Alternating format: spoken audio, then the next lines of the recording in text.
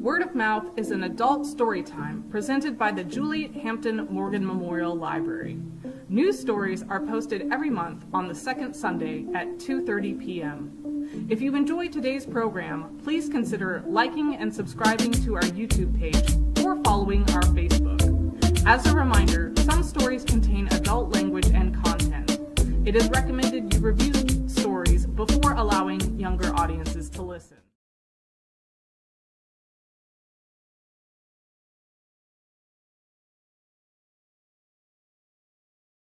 2024. My name is Will Byrne. I'm a reference librarian here at the Juliette Hampton Morgan Memorial Library.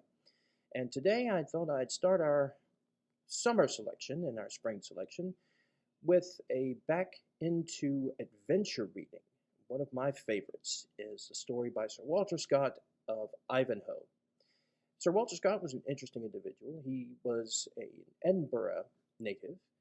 He started writing in the 1700s, late 1700s. And he was originally a lawyer, but to pay the bills, he wrote on the side, and he is famous for 3 novels, Rob Roy, Quentin Durward, and his most famous, Ivanhoe, which has been adapted into a movie in the 1950s and more recently into a television series. And now we have it here in our library in 5 different copies. So, without further ado, ladies and gentlemen, Sir Walter Scott's immortal story of knights and the strife between Saxons and Normans in medieval England, Ivanhoe. In that pleasant district of merry England, which is watered by the river Don, there extended in ancient times a large forest, covering the greater part of the beautiful hills and valleys which lie between Sheffield and the pleasant town of Doncaster. The remains of this extensive wood are still to be seen at the royal seats of Wentworth, of Warncliffe Park, and around Rotherham. Here haunted of yore the fabulous Dragon of Wantley. Here were fought many of the most desperate battles during the civil wars of the Roses, and here also flourished in ancient times those bands of gallant outlaws, whose deeds have been rendered so popular in English song. Such being our chief scene, the date of our story refers to a period towards the end of the reign of Richard I, when his return from his long captivity had become an event rather wished than hoped for by his despairing subjects, who were in the meantime subjected to every species of subordinate oppression. The nobles, whose power had become exorbitant during the reign of Stephen, and whom the prudence of Henry II had scarce reduced into some degree of subjection to the crown, had now reassumed their ancient license in its utmost extent, despising the feeble interference of the English Council of State, fortifying their castles, increasing the number of the dependents, reducing all about them to a state of vassalage, and striving by every means in their power to place themselves each at the head of such forces as might enable him to make a figure in the national convulsions which appeared to be impending. The situation of the inferior gentry, or franklins as they were called, who, by the law and spirit of the English Constitution, were entitled to hold themselves independent of feudal tyranny, became now unusually precarious. If, as was most generally the case, they placed themselves under the protection of any of the petty kings in their vicinity, accepted of feudal offices in his household, or bound themselves by mutual treaties of alliance and protection to support him in his enterprises, they might indeed purchase temporary repose. But it must be with the sacrifice of that independence which was so dear to every English bosom, and at the certain hazard of being involved as a party in whatever rash expedition the ambition of their protector might lead him to undertake. On the other hand, such and so varied were the means of vexation and oppression possessed by the great barons, that they never wanted the pretext, and seldom the will, to harass and pursue even to the very edge of destruction any of their less powerful neighbors, who attempted to separate themselves from their authority and to trust for their protection, during the dangers of the times, to their own inoffensive conduct and to the laws of the land. A circumstance which greatly tended to enhance the tyranny of the nobility and the sufferings of the inferior classes arose from the consequences of the conquest by Duke William of Normandy. 4 generations had not sufficed to blend the hostile blood of the Normans and Anglo-Saxons, or to unite, by common language and mutual interests, 2 hostile races, one of which still felt the elation of triumph, while the other groaned under all the consequences of defeat. The power had been completely placed into the hands of the Norman nobility by the event of the Battle of Hastings, and it had been used, as our histories assure us, with no moderate hand. The whole race of Saxon princes and nobles had been extirpated or disinherited, with few or no exceptions. Nor were the numbers great who possessed land in the country of their fathers, even as proprietors of the second or of yet inferior classes. The royal policy had long been to weaken, by every means, legal or illegal, the strength of a part of the population which was justly considered as nourishing the most inveterate antipathy to their victor. All the monarchs of the northern race had shown the most marked predilection for their Norman subjects. The laws of the chase, and many others equally unknown to the milder and more free spirit of the Saxon constitution, had been fixed upon the necks of the subjugated inhabitants, to add weight, as it were, to the feudal chains with which they were loaded. At court, and in the castles of the great nobles, where the pomp and state of a court was emulated, Norman French was the only language employed. In courts of law, the pleadings and judgments were delivered in the same tongue. In short, French was the language of honor, of chivalry, and even of justice, while the more manly and expressive Anglo-Saxon was abandoned to the use of rustics and hinds, who knew no better. Still, however, the necessary intercourse between the lords of the soil and those oppressed inferior beings by whom that soil was cultivated occasioned the gradual formation of a dialect, compounded betwixt the French and the Anglo-Saxon, in which they could render themselves mutually intelligible to each other. And from this necessity arose by degrees the structure of our present English language, in which the speech of the victors and the vanquished have been so happily blended together, and which, since has been so richly improved by importations from the classical language and from those spoken by the southern nations of Europe. This state of things I have thought it necessary to premise, that for the information of the general reader, who might be apt to forget that, although no great historical events, such as war or insurrection, mark the existence of the Anglo-Saxons as a separate people subsequent to the reign of William II, yet the great national distinctions betwixt them and their conquerors, the recollection of which they had formerly been, and to what they were now reduced, continued down to the reign of Edward III, to keep open the wounds which the conquest had inflicted, and to maintain a line of separation betwixt the descendants of the victor Normans and the vanquished Saxons. The sun was setting upon one of the rich grassy glades of that forest, which we have mentioned in the beginning of the chapter. Hundreds of broad beamed, short-stemmed, wide-branched oaks, which had witnessed perhaps the stately march of the Roman soldiery, flung their gnarled hands over a thick carpet of the most delicious greensward. In some places they were intermingled with beeches, hollies, and copsewood of various descriptions, so closely as totally to intercept the level beams of the sinking sun.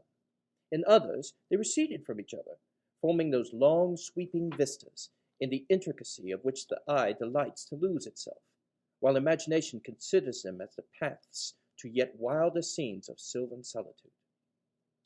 Here the red rays of the sun shot a broken and discolored light that partially hung upon the shattered boughs and mossy trunks of the trees, and there they illuminated in brilliant patches the portions of turf to which they made their way. A considerable open space, in the midst of this glade, seemed formerly to have been dedicated to the rites of druidical superstition, for on the summit of a hillock, so regular as to seem artificial, there still remained part of a circle of rough unhewn stones of large dimensions. 7 stood upright. The rest had been dislodged from their places, probably by the zeal of some convert to Christianity, and lay, some prostrate near their former site, and others on the side of the hill. One large stone only had found its way to the bottom, and in stopping the course of a small brook, which glided smoothly round the foot of the eminence, gave, by its opposition, a feeble voice of murmur to the placid and elsewhere silent streamlet. The human figures which completed this landscape were in number 2, partaking, in their dress and appearance, of that wild and rustic character which belonged to the woodlands of the West Riding of Yorkshire at that early period. The eldest of these men had a stern, savage, and wild aspect. His garment was of the simplest form imaginable, being a close jacket with sleeves, composed of the tan skin of some animal, on which the hair had been originally left, but had been worn off in many places, that it would have been difficult to distinguish from the patches that remained to what creature the fur had belonged. This primeval vestment reached from the throat to the knees and served at once all the usual purposes of body clothing. There was no wider opening at the collar than was necessary to admit the passage of the head, from which it may be inferred that it was put on by slipping it over the head and shoulders, in the manner of a modern shirt or ancient hauberk. Sandals, bound with thongs made of boar's hide, protected the feet, and a roll of thin leather was twined artificially around the legs, and ascending above the calf, left the knees bare like those of a Scottish Highlander.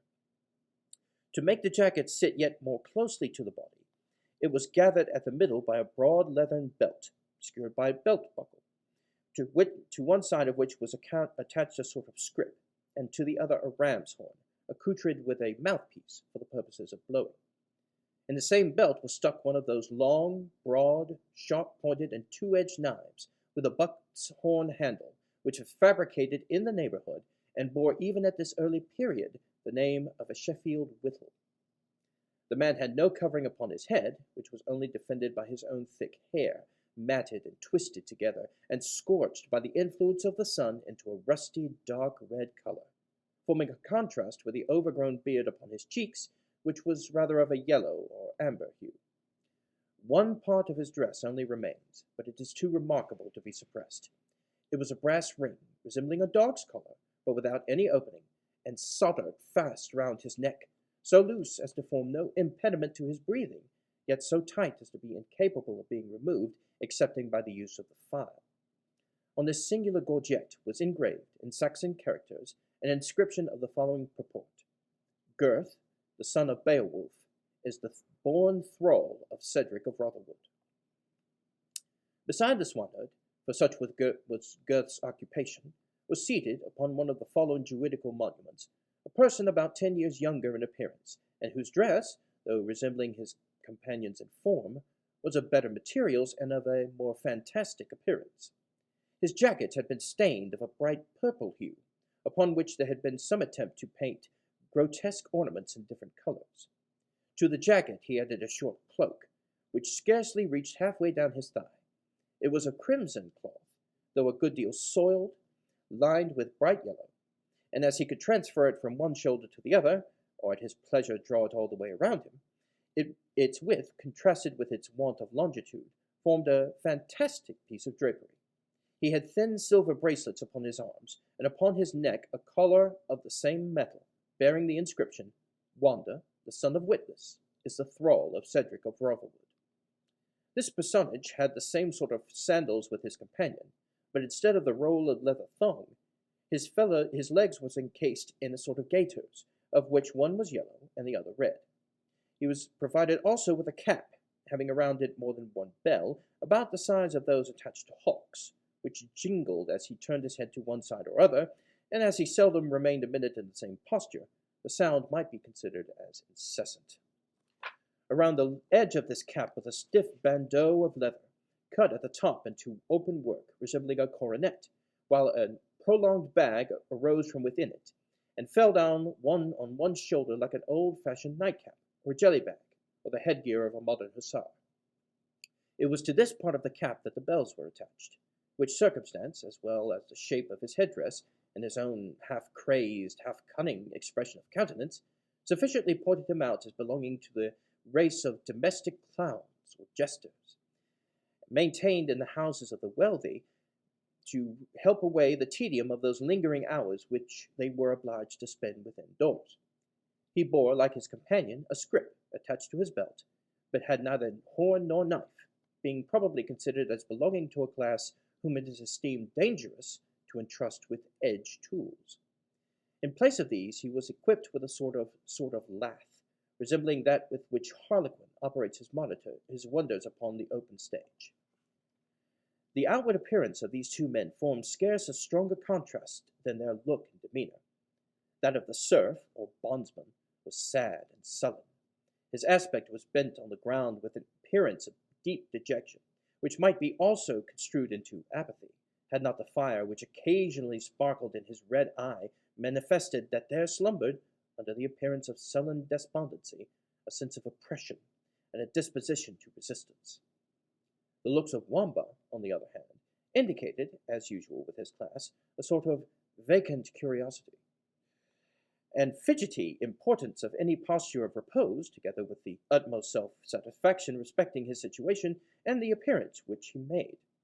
The dialogue which they maintained between them was carried on in Anglo-Saxon, which, as we said before, was universally spoken by the inferior classes, excepting the Norman soldiers, and the immediate personal dependents of the great feudal lords.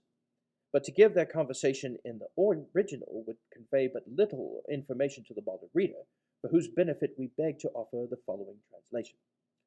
"The curse of Sid Whittled upon these infernal porkers," said the swineherd, after blowing his horn obstreperously, to collect together the scattered herd of swine, which, answering to his call, with notes equally melodious, made, however, no haste to remove themselves from the luxurious banquet of beech mast and acorns on which they had fattened, or to forsake the marshy banks of the rivulet, where several of them, half plunged in mud, lay stretched at their ease, altogether regardless of the voice of their keeper.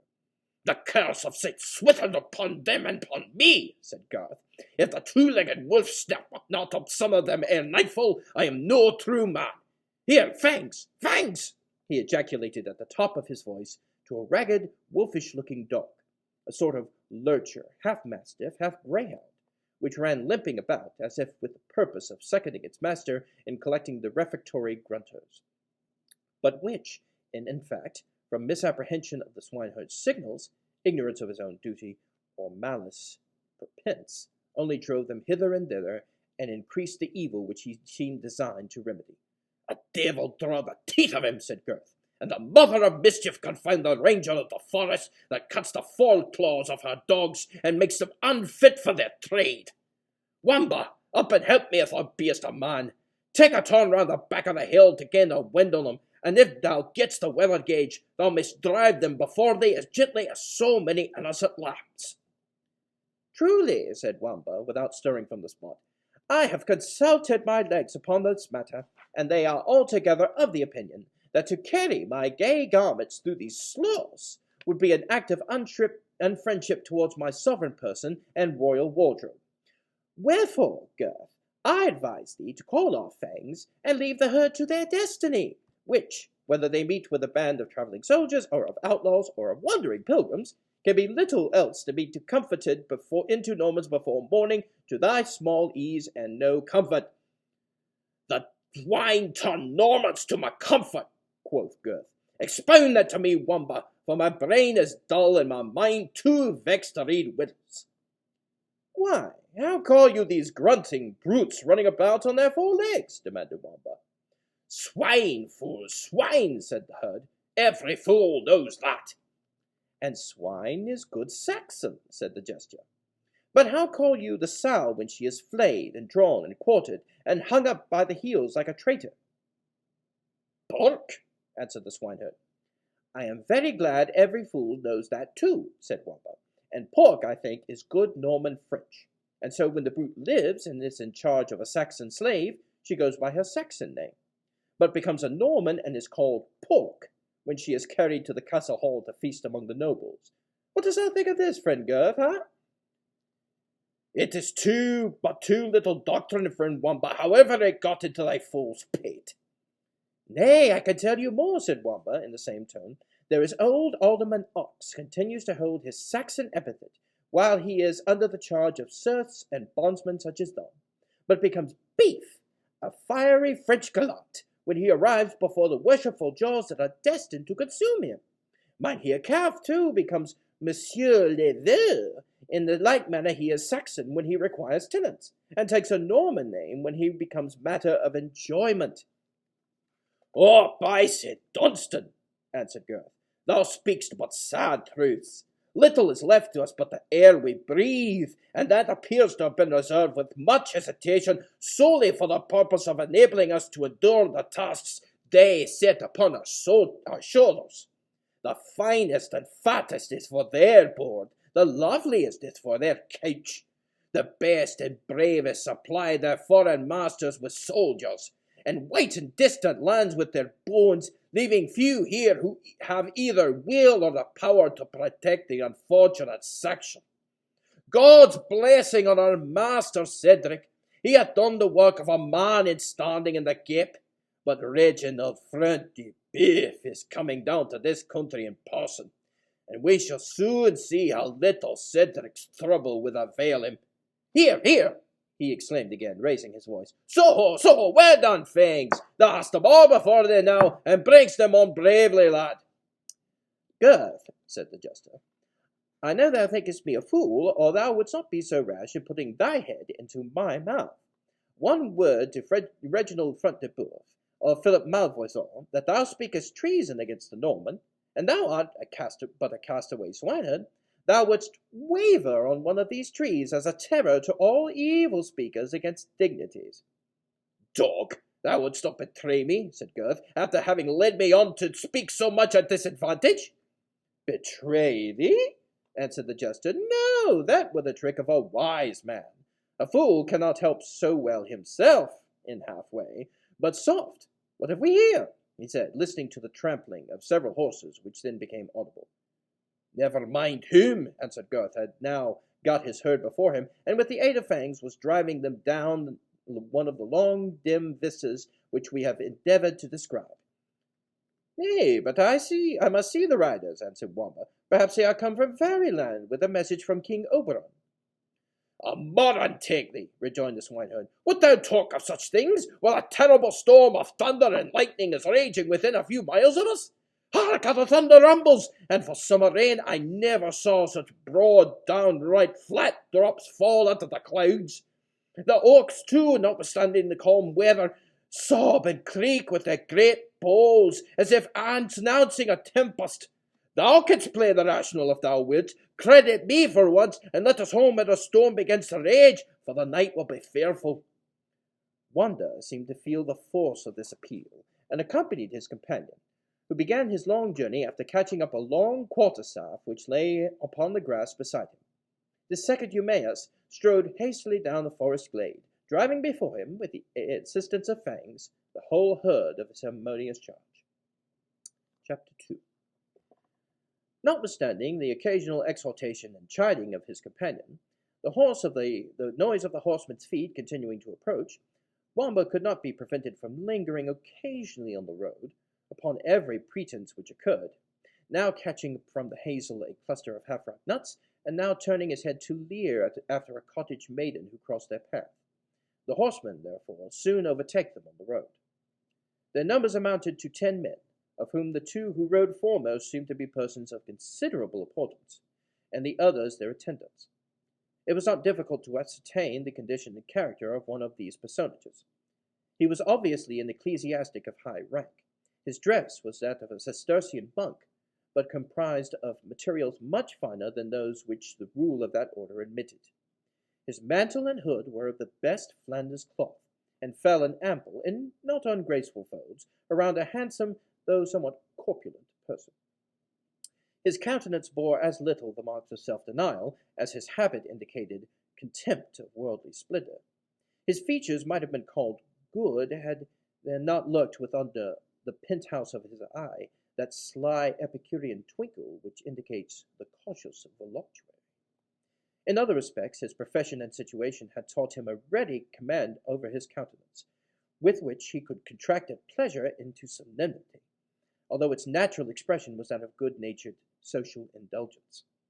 In defiance of conventional rules and the edicts of popes and councils, the sleeves of this dignitary were lined and turned up with rich furs, his mantle secured at the throat with a golden clasp, and the whole dress proper to his order, as much refined on and ornamented as that of a Quaker beauty of the present day, who, while she retains the garb and costume of her sect, continues to give in to its simplicity, by the choice of materials and the mode of disposing them, a certain air of coquettish attraction, savouring but too much of the vanities of the world.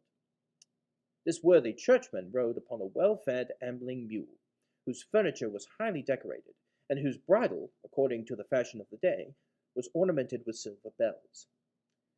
In his seat he had nothing of the awkwardness of the convent, but displayed the easy and habitual grace of a well-trained horseman.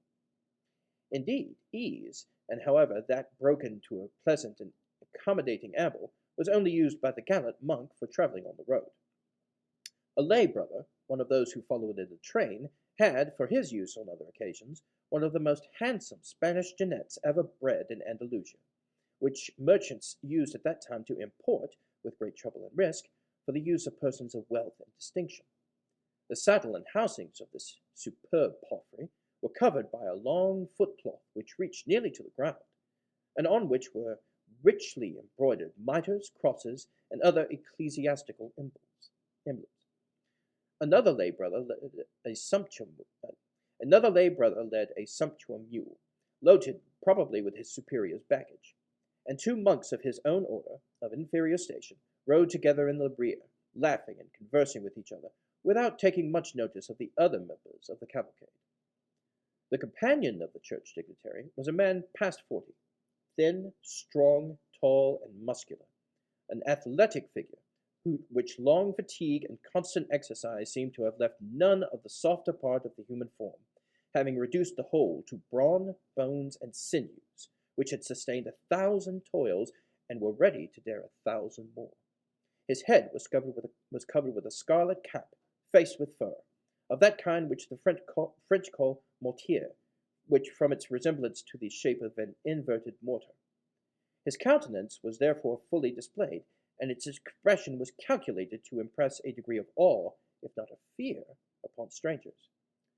High features, naturally strong and powerfully expressive, had been burned dark by constant exposure to the tropical sun, and might, in their ordinary state, be said to slumber after the storm of passion had passed away.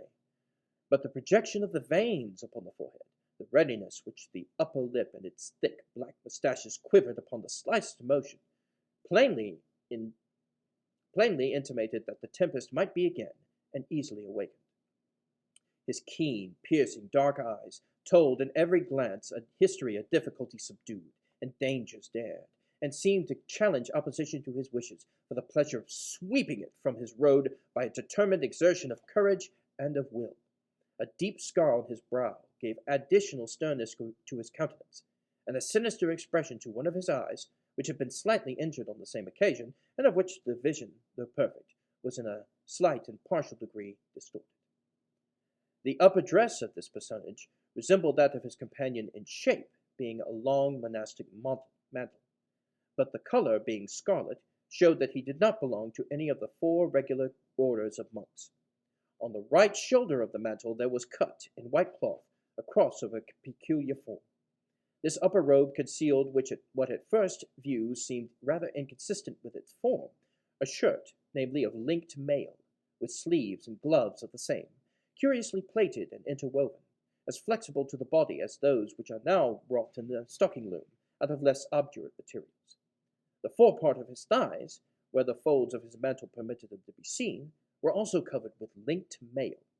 The knees and feet were defended by splints, or thin plates of steel, ingeniously jointed upon each other, and mail hose, reaching from the ankle to the knee, effectually protected the legs, and completed the rider's defensive armor. In his girdle he wore a long and double-edged dagger, which was the only offensive weapon about his person. He rode not a mule, like his companion, but a strong hackney for the road, to save his gallant war-horse, which a squire led behind, fully accoutred for battle, with a chamfron or plated headpiece upon its head, having a short spike projecting from the front. On one side of the handle hung a short battle-axe, richly inlaid with damascene carving. On the other, the rider's plumed headpiece and hood of mail, with a long 2-handed sword, used by the chivalry of the period. A second squire held aloft his master's lance, from the extremity of which fluttered a small banderole, or streamer, bearing a cross of the same form with that embroidered upon his cloak. He also carried his small triangular shield, broad enough at the top to protect the breast, and from thence diminishing to a point. It was also covered with scarlet cloth, which prevented the device from being seen. These 2 squires were followed by 2 attendants, whose dark visages, white turbans, and the oriental form of their garments showed them to be natives of some eastern distant country. The whole appearance of this warrior and his retinue was wild and outlandish. The dress of his squires was gorgeous, and his eastern attendants wore silver collars round their throats and bracelets of the same metal upon their swarthy legs and arms, of which the former were naked from the elbow, and the latter from mid-leg to ankle. Silk and embroidery distinguished their dresses, and marked the wealth and importance of their master, forming, at the same time, a striking contrast with the martial simplicity of his own attire. They were armed with crooked sabres, having the hilt and baldric inlaid with gold, and matched with Turkish daggers of yet more costly workmanship. Each of them bore at his saddle-bow a bundle of darts or javelins, about 4 feet in length, having sharp steel heads, a weapon much in use among the Saracens, and of which the memory is still yet preserved in the martial exercise called egirid, still practiced in these eastern countries. The steeds of these attendants were in appearance as foreign as their riders. They were of Saracen origin, and consequently of Arabian descent, and their fine, slender limbs, small fetlocks, long, thin manes, and easy, springy motion, formed a marked contrast with the large-jointed heavy horses, of which the race was cultivated in Flanders and in Normandy, for mounting the men-at-arms of the period and all the panoply of plate and mail, and which, placed by the side of these eastern corsairs, might have passed for a personification of substance and of shadow. The singular appearance of this cavalcade not only attracted the curiosity of Wamba, but excited that of his less volatile companion. The monk he instantly knew to be the prior of Jorvaulx Abbey, well known for many miles around as a lover of the chase, of the banquet, and, if fame did not do him wrong, of other worldly pleasures still more inconsistent with his monastic views. Yet so loose were the ideas of the times respecting the conduct of the clergy, whether secular or regular, that the prior Aymer maintained a fair character in the neighborhood of his abbey. His free and jovial temper, and the readiness with which he granted absolution from all ordinary delinquencies, rendered him a favorite among the nobility and principal gentry, to several of whom he was allied by birth, being of a distinguished Norman family. The ladies, in particular, were not disposed to scan too nicely the morals of a man who was a professed admirer of their sex, and who possessed many means of dispelling the ennui which was too apt to intrude upon the halls and bowers of an ancient feudal castle. The prior mingled in the sports of the field with more than due eagerness, and was allowed to possess the best trained hawks and the fleetest greyhounds in the North Riding, circumstances which strongly recommended him to the youthful gentry. With the old he had another part to play when needed. He could sustain with great decorum. His knowledge of books, however superficial, was sufficient to impress upon their ignorance respect for his supposed learning, and the gravity of his deportment and language, with the high tone which he exerted in setting forth the authority of the church and of the priesthood, impressed them no less with an opinion of his sanctity. Even the common people, the severest critics of the conduct of their betters, had commiseration with the follies of Prior Aymer. He was generous, and charity, as is well known, covereth 1,000,000 of multitudes, in another sense than that in which it is said to do so in Scripture. The revenues of the monastery, of which a large part was at his disposal, while they gave him the means of supplying his own very considerable expenses, afforded also those largesses which he bestowed among the peasantry, and with which he frequently relieved the distresses of the oppressed. If Prior Aymer rode hard in the chase, or remained long at banquet, if Prior Aymer was seen, at the early peep of dawn, to enter the postern of the abbey, as he glided home from some rendezvous which had occupied the hours of darkness, men only shrugged up their shoulders, and reconciled themselves to his irregularities by recollecting that the same were practised by many of his brethren who had no redeeming qualities whatsoever to atone for them. Prior Aymer, therefore, and his character were well known to our Saxon serfs, who made their rude obeisance, and received his benedicte mes fils in return. But the singular appearance of his companion and his attendants arrested their attention and excited their wonder, and they could scarcely attend to the prior of Jorvaulx's question when she demanded if they knew of any place of harborage in the vicinity. So much were they surprised at the half-monastic, half-military appearance of the swarthy stranger, and at the uncouth dress and arms of his Eastern attendants. It is probable, too, that the language in which the benediction was conferred, and the information asked, sounded ungracious, though not probably unintelligible, in the ears of the Saxon's peasants. "I asked you, my children," said the prior, raising his voice, and using the lingua franca, or mixed language, in which the Norman and Saxon races conversed with each other, "if there be any in this neighborhood any good man who, for the love of God and devotion to Mother Church, will give two of our humblest servants, with their train, a night's hospitality and refreshment." This he spoke with a tone of conscious importance, which formed a strong contrast to the moderate terms with which he thought proper to employ. "Two of the humblest servants of Mother Church," repeated Wamba to himself, but, fool as he was, taking care not to make his observation audible. "I should like to see her seneschals, her chief butlers, and her other principal domestics." After this internal commentary on the prior's speech, he raised his eyes and replied to the question which had been put forth. "If the reverend fathers," he said, loved good cheer and soft lodging, a few miles of riding would carry them to the Prior of Brinworth, where their quality could not but secure them the most honourable reception. Or, if they preferred spending a penitential evening, they could turn down yonder glade, which would bring them to the hermitage of Copmanhurst, where a pious anchoret would bring them sharers for the night of the shelter of his roof and the benefit of his prayers." The prior shook his head at both proposals. "Mine honest friend," said he, "if the jangling of thy bells had not dizzied thine understanding, thou mightest known clericum non decimat, that is to say, we churchmen do not exhaust each other's hospitality, but rather acquire that of the laity, giving them thus an opportunity to serve God in honouring and relieving his appointed servants." "It is true," replied Wamba, "that I, being but an ass, am none the less honoured to bear the bells, as well as your reverence's mule. And notwithstanding I did receive that the charity of Mother Church and her servants might be said, with other charity, to begin at home." "A truce to thine insolence, fellow," said the armed rider, breaking in on his prattle with a high and stern voice, "and tell us, if thou canst, the road to— I'll call to your franklin, Prior Aymer." "Cedric," answered the prior, "Cedric the Saxon.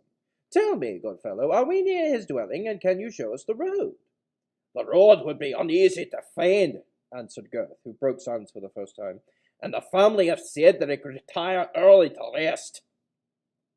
"Tush, tell me not, fellow," said the military rider. "'Tis easy for them to rise and supply the wants of travellers such as we are, who will not stoop to beg the hospitality which we have a right to command."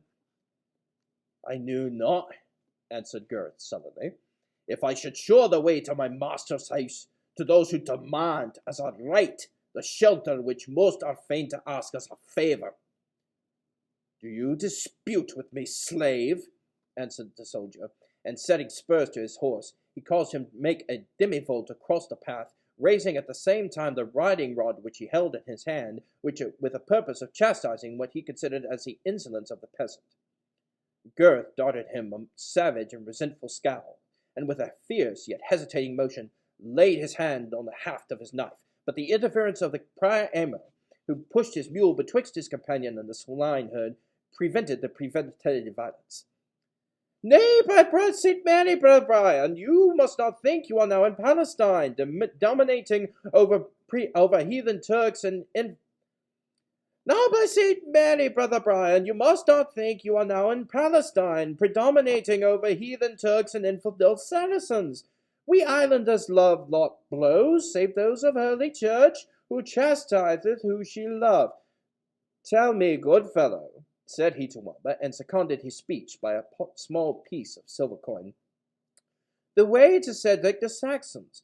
You cannot be ignorant of it, and it is your duty to direct the wanderer, even when his character is less sanctified than ours. In truth, venerable father, answered the jester, the Saracen head of your right reverend companion has frightened me out of mind the way home. I am not sure I shall get there tonight myself. Tush, said the abbot, thou canst tell me if thou wilt. This reverend brother has all his life engaged in fighting among the Saracens for the recovery of the Holy Sepulchre. He is of the order of Knights Templar, of whom you may have heard. He is half a monk, half a soldier. If he is but half a monk, answered the jester, he should not be wholly unreasonable with those whom he meets on the road, even if they should be in no hurry to answer questions that no way concern them. I forgive thy wit, replied the abbot, on condition thou wilt show me the way to Cedric's mansion. Well then, answered Wamba, your reverences must hold on this path till you come to a sunken cross, of which scarce half a cubit's length remains above ground. Then take the path to the left, for there are four which meet at sunken cross, and I trust your reverences will obtain shelter before the storm comes on. The abbot thanked his sage adviser, and the cavalcade, setting spurs to their horses, rode on as men do who wish to reach their end before the bursting of a night storm. As their horses' hoofs died away, Gurth said to his companion, If they follow ye wise direction, the reverend fathers will hardly reach Rotherwood this night.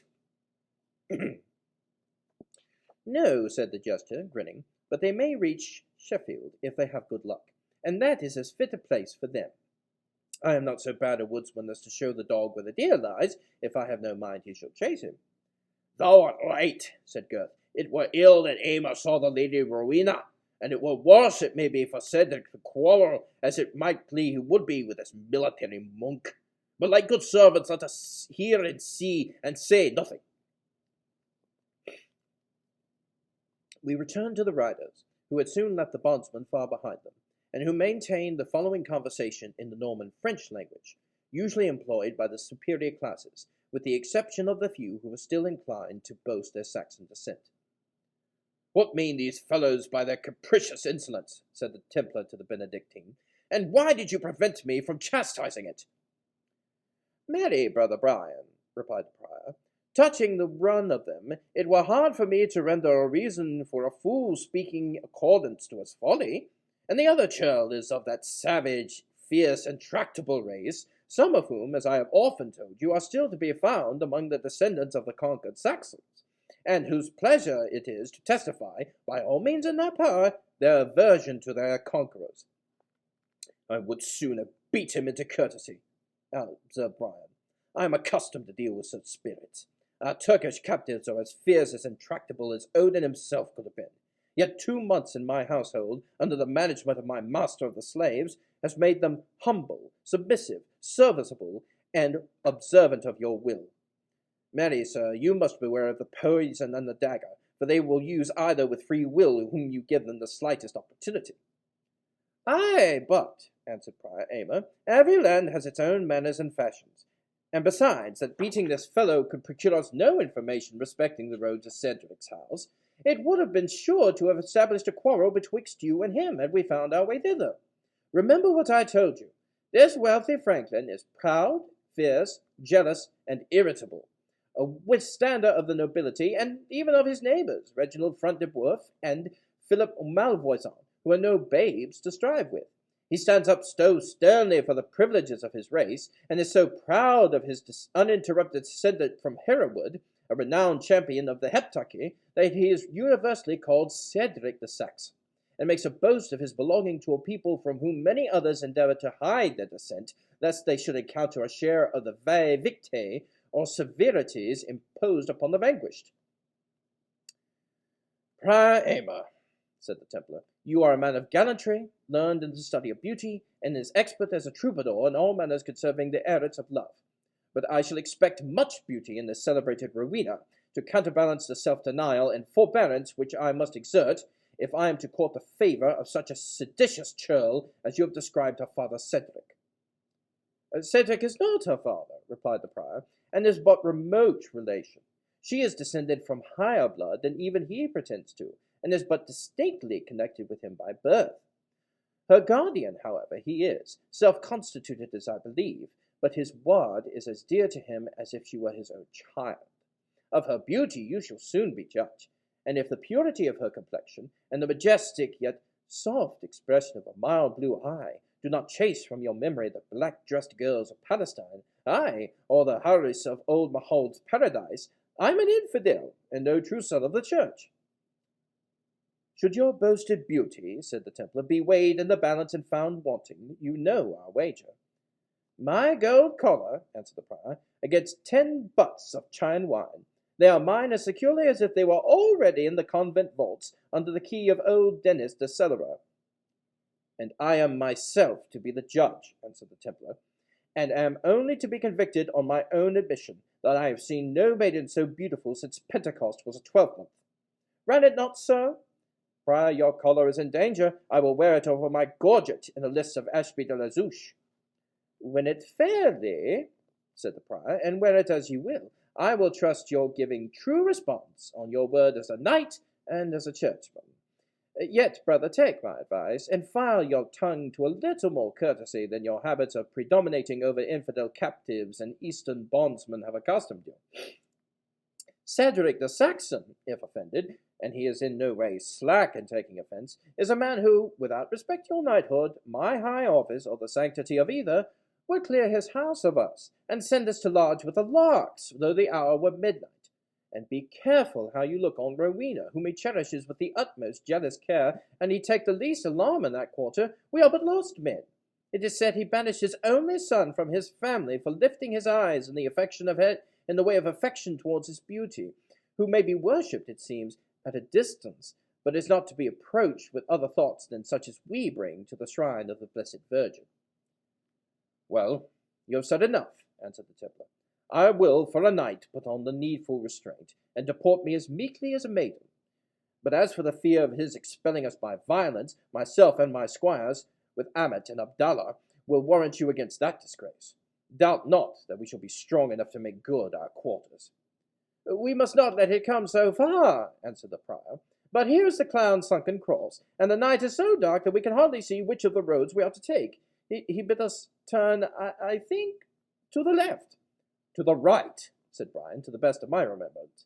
To the left, certainly the left. I remember him pointing with his wooden sword.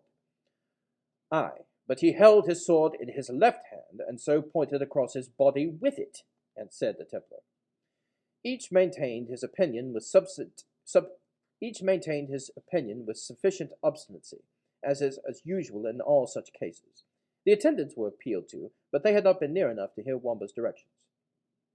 At length, Brian remarked, which had first escaped him in the twilight, Here is some fellow either asleep or lying dead at the foot of this cross. Hugo, stir him with the butt end of thy lance. This was no sooner done than the figure arose, exclaiming in good French, Whosoever thou art, it is discourteous in you to disturb my thoughts. We did but wish to ask you, said the prior, the road to Rotherwood, the abode of Cedric the Saxon. I myself am bound thither, replied the stranger, and if I had a horse I would be your guide, for the way is somewhat intricate, though perfectly well known to me. Thou shalt have both thanks and reward, my friend, said the prior, if thou wilt bring us to Cedric's in safety. And he caused one of his attendants to mount his own led horse, and give that upon which he had hitherto ridden to the stranger, who was to serve for a guide. Their conductor pursued an opposite road from that which Wamba had recommended for the purpose of misleading them. The path soon led deeper into the woodland, and crossed more than one brook, the approach to which was rendered perilous by the marshes to which it flowed. But the stranger seemed to know, as if by instinct, the soundest ground and the safest points of passage, and by dint of caution and attention brought the party safely into a wilder avenue than any they had yet seen, and pointing to a large, low, irregular building at the upper extremity, he said to the prior, Yonder is Rotherwood, the dwelling of Cedric the Saxon. This was a joyful intimation to Aymer, whose nerves was none of the strongest, and who had suffered such agitation and alarm in the course of passing through the dangerous bogs, that he had not yet had the curiosity to ask his guide a single question.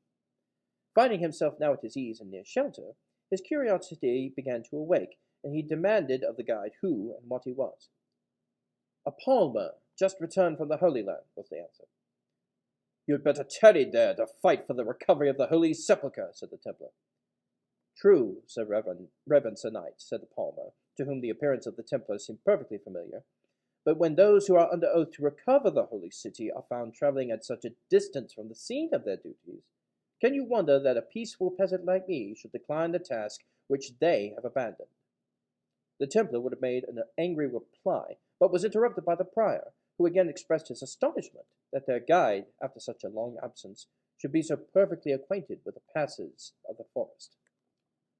"I was born a native in these parts," answered their guide, and as he made the reply, they stood before the mansion of Cedric, a low, irregular building, containing several courtyards or enclosures, extending over a considerable space of ground, and which, though its size argued the inhabitant to be a person of wealth, differed entirely from the tall, turreted, and castellated buildings which the Norman nobility resided, and which had become the usual style of architecture throughout England.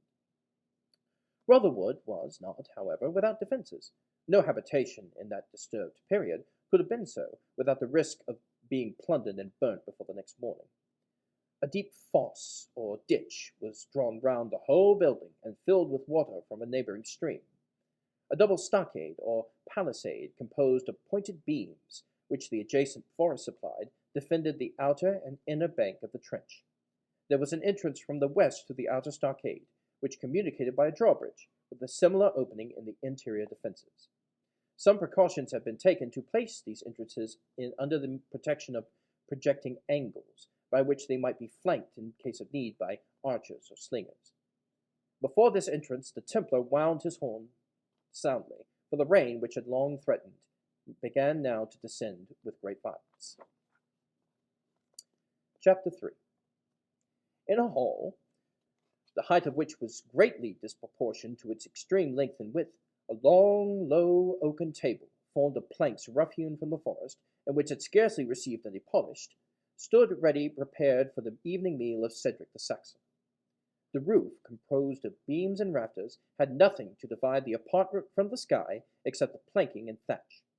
There was a huge fireplace at either end of the hall, but as the chimneys were constructed in a very clumsy manner, at least some of the smoke found its way into the apartment as escaped by the proper vent. The constant vapour which this occasioned had polished the rafters and beams of the low-browed hill by encrusting them with a dark varnish of soot. On the sides of the apartment hung implements of war and of the chase, and there were at each corner folding doors, which gave access to other parts of the extensive building. The other appointments of the mansion partook of the rude simplicity of the Saxon period, which Cedric piqued himself upon maintaining. The floor was composed of earth mixed with lime, trodden into a hard substance, such as is often employed for flooring in our modern barns. For at about 1/4 of the length of the apartment, the floor was raised by a step, and this space, which was called the dais, was occupied only by the principal members of the family and visitors of distinction. For this purpose, a table richly covered with scarlet cloth was placed transversely across the platform, from the middle of which ran the longer and lower board at which the domestics and inferior persons fed, down towards the bottom of the hall. The whole resembled the form of the letter T, or some of those ancient dinner tables, which, arranged on the same principles, may still be seen in the antique colleges of Oxford or Cambridge. Massive chairs and settles of carved oak were placed upon the dais, and over these seats and the more elevated table were fastened a canopy of cloth, which served in some degree to protect the dignitaries who occupied that distinguished station from the weather, and especially from the rain, which in some places found its way through the ill-constructed roof. The walls of this upper end of the hall, as far as the dais extended, were covered with hangings or curtains, and upon the floor there was a carpet, both of which were adorned with some attempt at tapestry or embroidery, executed with brilliant or rather gaudry colour. Over the lower range of table, the roof, as we have noticed, had no covering. The rough, plastered walls were left bare, and the rude earthen floor was uncarpeted. The board was uncovered by a cloth, and rude, massive benches supplied the place of chairs.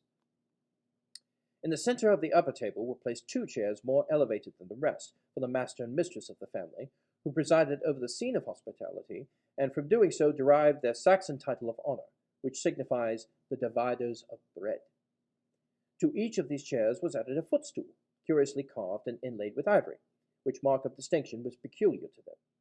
One of these seats was at present occupied by Cedric the Saxon, who, though but in rank a thane, or as the Normans called him, a franklin, felt, at the delay of his evening meal, an irritable impatience, which might have become an alderman, whether of ancient or more modern times.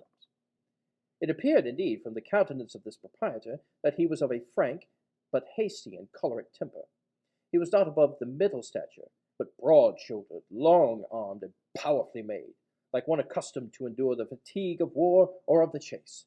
His face was broad, with large blue eyes, open and frank features, fine teeth, and a well-formed head, altogether expressive of that sort of good humour which often lodges with a sudden, lusty, hasty temper. Pride and jealousy there was in his eye, for his life had been spent in asserting rights which were constantly liable to invasion, and the prompt, fiery, and resolute disposition of the man had been kept constantly upon the alert by the circumstances of his situation. His long yellow hair was equally divided on the top of his head and upon his brow, and combed down each side to the length of his shoulders. It had but little tendency to grey, although Cedric was approaching to his 60th year. His dress was of a tunic of forest green, furred at the throat and cuffs with what was called miniver, a kind of fur inferior in quality to ermine, and formed, it is believed, of the skin of the grey squirrel. This doublet hung unbuttoned over a close dress of scarlet which sate close to his body. He had breeches of the same, but they did not reach below the lower part of the thigh, leaving the knee exposed. His feet had sandals of the same fashion with the peasants, but of finer materials, and secured in the front with golden clasps. He had bracelets of gold upon his arms, and a broad collar of the same precious metal about his neck. About his waist he wore a richly studded belt, in which was stuck a short, straight, two-edged sword, with a sharp point, so disposed as to hang almost perpendicularly by his side. Behind his seat was hung a scarlet cloth cloak lined with fur, and a cap of the same materials richly embroidered, which completed the dress of the opulent landowner when he chose to go forth. A short boar spear, with a broad and bright steel head, also reclined against the back of his chair, which served him, when he walked abroad, for the purposes of a staff or of a weapon, as chance might require. Several domestics, whose dress held various proportions betwixt the richness of their masters and the coarse and simple attire of Gurth the swineherd, watched the looks and waited the commands of the Saxon dignitary.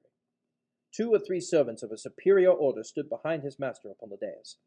The rest occupied the lower part of the hall. Other attendants there were of a different description. 2 or 3 large and shaggy greyhounds, such as were then employed in hunting the stag and wolf, as many slow hounds of a large bony breed, with thick necks, large heads, and long ears, and one of the 2 smaller dogs, now called terriers, which waited with impatience the arrival of the supper, but with a sagacious knowledge of physiognomy peculiar to their race, forbore to intrude upon the moody silence of their master, apprehensive probably of a small white truncheon which lay by Cedric's trencher for the purpose of repelling the advances of his 4-legged dependents. One grisly old wolf-dog alone, with the liberty of an indulged favourite, had planted himself close by the chair of state, and occasionally ventured to solicit notice by putting his large hairy head upon his master's knee, or pushing his nose into his hand. Even he was repelled by the stern command, "Down, Balder, down! I am not in the humour for foolery." In fact, Cedric, as we observed, was in no placid state of mind. The Lady Rowena, who had been absent to attend an evening mass at a distant church, had but just returned, and was changing her garments, which had been wetted by the storm. There was as yet no tidings of Gurth and his charge, which should long since have been driven home from the forest, and such was the insecurity of the period, as to render it probable that the delay might be explained by some depredation of the outlaws, with whom the adjacent forest abounded, or by the violence of some neighbouring baron, whose consciousness of strength made him equally negligent of the laws of property. The matter was of consequence, for great part of the domestic wealth of the Saxon proprietors consisted in numerous herds of swine, especially in forest land, where these animals easily found their food. Besides these subjects of anxiety, the Saxon thane was impatient for the presence of his favourite clown, Wamba, whose jests, such as they were, served for a sort of seasoning to his evening meal, and in the deep draughts of ale and wine with which he was in the habit of accompanying it. Add to all this, Cedric had fasted since noon, and his usual supper hour was long past. a cause of irritation common to country squires both in ancient and modern times. His displeasure was expressed in broken sentences, partly muttered to himself, partly addressed to the domestics who stood around, and particularly to his cupbearer, who offered him from time to time, as a sedative, a silver goblet filled with wine. "Why tarries the Lady Rowena?" "She is but changing her headgear," replied a female attendant, with as much confidence as a favourite lady's maid usually answers the master of a modern family. "You would not wish her to sit down to the banquet in a herd and kirtle, and no lady upon the shire can be quicker in arraying herself than my mistress." This undeniable argument produced a sort of acquiescent on the part of the Saxon, with the addition, "I wish her devotion may choose fair weather for the next visit to St. John's Kirk. But what in the name of 10 devils," continued he, turning to the cupbearer, and raising his voice as if happy to have found a channel in which he might divert his indignation without fear or control, "what in the name of 10 devils keeps Gurth so long afield? I suppose we shall have an evil account of the herd. He was wont to be a faithful and cautious drudge, and I had destined him for something better. Perchance I might even have made him one of my warders." Oswald the cupbearer modestly suggested that it was scarce an hour since the tolling of the curfew bell, an ill-chosen apology, since it turned upon a topic so harsh to Saxon ears. "The foul fiend!" exclaimed Cedric. "Take the curfew bell, and the tyrannical bastard by whom it was devised, and the heartless slave who names it with a Saxon tongue to a Saxon ear. The curfew," he added, pausing. "Aye, the curfew, which compels true men to extinguish their lights, that thieves and robbers may work their deeds in darkness. Aye, the curfew. Reginald Front de Boeuf and Philip de Malvoisin know the use of the curfew as well as William the Bastard himself, or e'er a Norman adventurer that fought at Hastings. I shall hear, I guess, that my property has been swept off to save from starving the hungry banditry, I shall hear, I guess, that my property has been swept off to save from starving the hungry banditry, whom they cannot but support but by theft and robbery. My faithful slave is murdered, and my goods are taken for a prey. And Wamba, where is Wamba? Said not some he had gone forth with Gurth?" Oswald replied in the affirmative. "Aye, and what is better, and this is better and better, he is to be carried off too, the Saxon fool, to serve the Norman lord. Fools are we all indeed that serve them, and fitter subjects for their scorn and laughter, than if we were born but with half our wits. But I will be avenged," he added, starting from his chair in impatience at the supposed injury, and catching hold of his boar spear.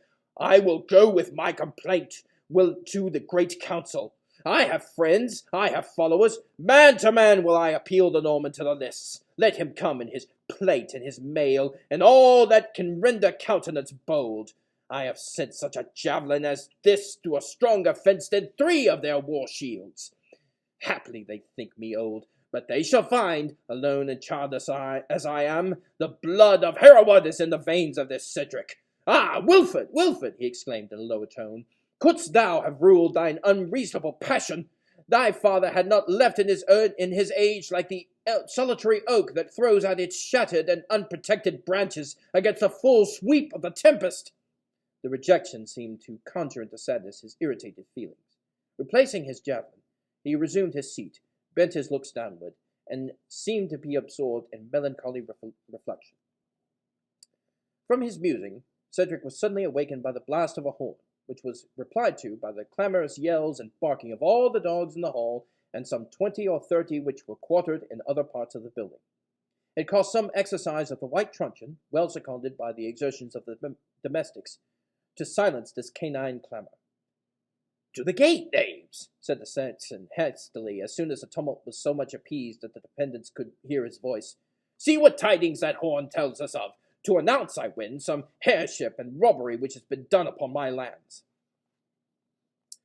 Returning in less than 3 minutes, a warder announced that the Prior Aymer of Jova and the good knight Brian de Bois Gilbert, commander of the valiant and venerable Order of Knights Templar, with a small retinue, requested hospitality and lodging for the night, being on their way to a tournament which was to be held not far from Ashby de la Zouche on the 2nd day from the present. Aymer, the Prior Aymer, Brian de Bois Gilbert, muttered Cedric. Normans both. But Norman or Saxon, the hospitality of Rotherwood must not be impeached. They are welcome, since they have chosen to halt. More welcome would they have been to have ridden farther on their way. But it were unworthy to murmur for a night's lodgings and a night's food in the quality of guests. At least even Normans must suppress their insolence. Go, Hunderbert, he added to a sort of major-domo who stood behind him with a white wand. Take 6 of the attendants and introduce the strangers to the guest lodgings. Look after their horses and mules and see that their train lack nothing. Let them have change of vestments if they require it, and fire, and water to wash, and wine and ale, and bid the cooks add what they hastily can to our evening meal, and let it be put on the board when those strangers are ready to receive it. Say to them, Hunderbert, that Cedric himself would bid them welcome, but he is under a vow never to step more than 3 steps from the dais of his own hall to meet any who shares not the blood of Saxon royalty. Begone! See them carefully tended. Let them not say in their pride, the Saxon churl has shown at once his poverty and his avarice. The major-domo departed with several attendants to execute his master's commands. The prior Aymer, repeated Cedric, looking to Oswald. The brother, if I mistake not, of Gilles de Mavoye, now Lord of Middleham. Oswald made a respectable sign of assent. His brother sits in the seat and usurps the patrimony of a better race, the race of Ulfgar of Middleham. But what Norman lord doth not the same? This prior is, they say, a free and jovial priest, who loves the wine-cup and the bugle-horn better than bell and book. Good, let him come, he shall be welcome. How named ye the Templar? Brian de Bois Gilbert. Bois Gilbert, said Cedric, still in the musing, half-arguing tone, which the habit of living among dependents had accustomed him to employ, and which resembled a man who talks to himself rather than to those around him. Bois Gilbert. That name has spread wide both for good and evil. They say he is valiant as the bravest of his order, but stained with their usual vices.